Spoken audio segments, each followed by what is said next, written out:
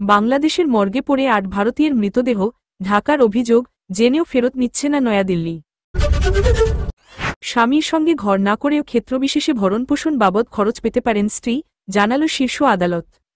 নমস্কার, আপনারা দেখছেন মুর্শিদাবাদ নিউজ সংবাদ। আজকে তাজা কয়টি খবর। বাংলাদেশের কারা দফতরের তরফে দাবি করা হয়েছে, ৯টি দেহের মধ্যে ৬টি দেহ ঢাকা মেডিকেল কলেজের মর্গে রাখা রয়েছে, ২টি দেহ শরীয়তপুরের এবং একটি দেহ খুলনা হাসপাতালে রাখা রয়েছে। ভারতের ৮ এবং পাকিস্তানের ১ নাগরিকের দেহ ৬ মাসেরও বেশি সময় ধরে বাংলাদেশের বিভিন্ন হাসপাতালের মর্গে পড়ে রয়েছে। সংবাদ মাধ্যম প্রথম আলো র কাছে এমনটাই দাবি করেছে মুহাম্মদ ইউনূসের নেতৃত্বাধীন অন্তর্বর্তী সরকারের কারা দফতর। তাদের আরও দাবি, মৃত ওই ৯ জন তাদের কারাগারে বন্দী ছিলেন। কয়েকটি দেহ ৩.৫ বছর ধরে পড়ে রয়েছে বলেও দাবি করেছে বাংলাদেশ। তাদের আরও দাবি, এই নিয়ে ভারত এবং পাকিস্তানের হাই কমিশনকে বারবার চিঠি দিয়েছে তারা, যদিও তাতে লাভ হয়নি। মৃতদেহ সংরক্ষণে তাদের অনেক খরচ হচ্ছে বলেও জানিয়েছে বাংলাদেশের কারা দফতর। বাংলাদেশের কারা দফতরের তরফে দাবি করা হয়েছে, ৯টি দেহের মধ্যে ৬টি দেহ ঢাকা মেডিকেল কলেজের মর্গে রাখা রয়েছে, ২টি দেহ শরীয়তপুরের সদর হাসপাতালে এবং একটি দেহ খুলনা মেডিকেল কলেজ হাসপাতালে রাখা রয়েছে।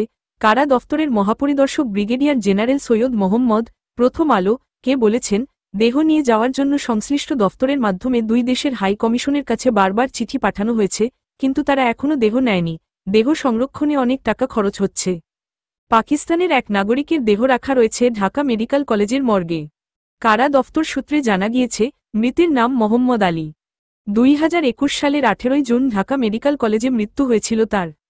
করাচির ওই বাসিন্দার বিরুদ্ধে অনুপ্রবেশের অভিযোগ ছিল। তিনি ঢাকা কেন্দ্রীয় কারাগারে ছিলেন। অসুস্থ হয়ে পড়ায় হাসপাতালে ভর্তি করানো হয়েছিল তাকে। সেখানে মৃত্যু হয় তার। ঢাকার মর্গে মোহাম্মদ ছাড়াও দীর্ঘদিন ধরে পড়ে রয়েছে ইমতাজ ওরফে ইমতাজ, তারেক বাইন, খোকন দাস, অশোক কুমার, কুণালিকার দেহ। কারা দফতরের দাবি, তারা সকলেই ভারতীয়। অনুপ্রবেশের অভিযোগ এসে দেশে বন্দী ছিলেন তারা। রোগ বা বয়সের কারণে অসুস্থ হয়ে মারা গিয়েছিলেন তারা। কারা দফতরের আরও দাবি, ইমতাজের বাড়ি উত্তরপ্রদেশে। ২০২১ সালের ১৪ জুলাই তিনি মারা গিয়েছিলেন। কারা দফতর জানিয়েছে, মৃত তারেকের বাড়ি বিহারে। ২০২১ সালের জুলাই মাসে তার বিরুদ্ধে অনুপ্রবেশের মামলা হয়েছিল। গোপালগঞ্জের জেলে বন্দী থাকার সময় অসুস্থ হয়ে পড়েন। ২০২২ সালের ৩০ অক্টোবর তিনি মারা যান। গোপালগঞ্জ থেকে এনে ঢাকা মেডিকেল কলেজের মর্গে তার দেহ রাখা হয়। কারা দফতর বলেছে, মৃত খোকনের বাড়ি পশ্চিমবঙ্গে। ২০২২ সালের মার্চে তার বিরুদ্ধে অনুপ্রবেশের মামলা হয়েছিল। শরীয়তপুরের জেলে বন্দী ছিলেন তিনি।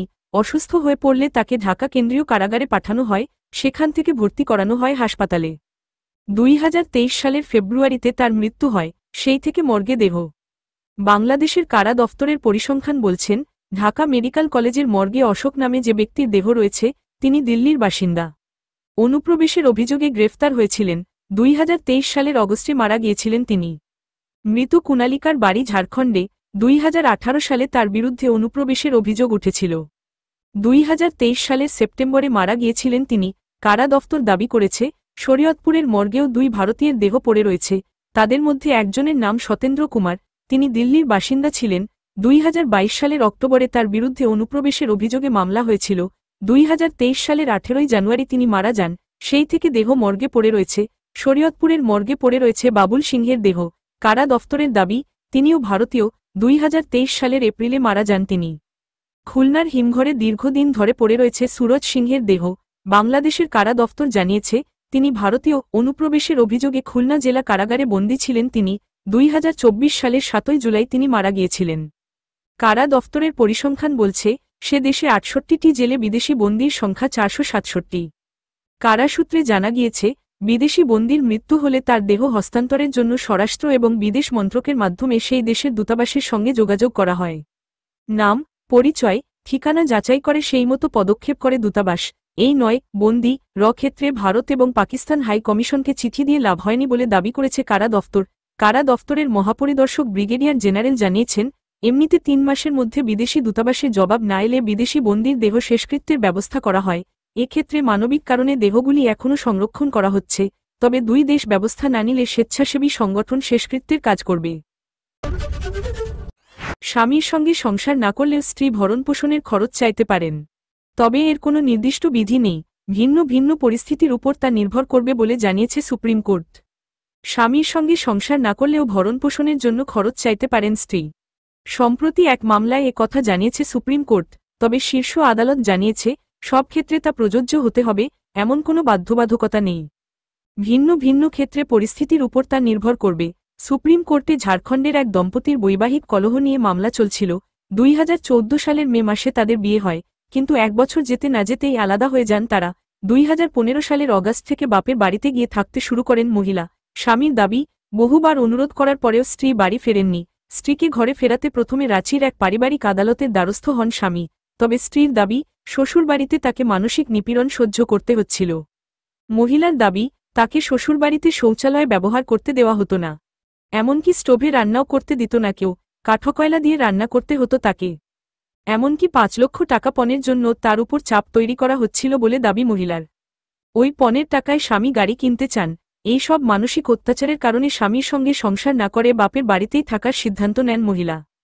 এ কথা জানিয়ে স্বামীর থেকে ভরণপোষণের জন্য টাকা চেয়ে নিম্ন আদালতে আবেদন জানান তিনি। তাতে সম্মতি দেয় পারিবারিক আদালত। স্ত্রীর ভরণপোষণের জন্য মাসে 10,000 টাকা করে দেওয়ার নির্দেশ দেন বিচারক। পাশাপাশি তাকে স্বামীর সঙ্গে ঘর করার জন্যও বলা হয়। পরে পারিবারিক আদালতের নির্দেশকে চ্যালেঞ্জ করে ঝাড়খণ্ড হাইকোর্টের দ্বারস্থ হন স্বামী। তার দাবি, স্ত্রী একসঙ্গে সংসার করছেন না।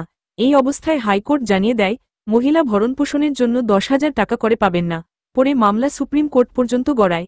শীর্ষ আদালত সম্প্রতি মহিলার পক্ষেই রায় দিয়েছে। শৌচালয় এবং বাড়িতে থাকা অন্য সুযোগ সুবিধা যে মহিলাকে ব্যবহার করতে দেওয়া হতো না, এই মামলার ক্ষেত্রে সেটির উপর গুরুত্ব দিয়েছে শীর্ষ আদালত। সুপ্রিম কোর্টের নির্দেশ, মহিলাকে 10,000 টাকা করে ভরণপোষণের খরচ দিতে হবে। যে দিন থেকে মামলাটি বিচারাধীন রয়েছে, 2019 সালের 3 অগাস্ট, সে দিন থেকে এই ভরণপোষণের নির্দেশ কার্যকর হবে বলে জানিয়েছে আদালত।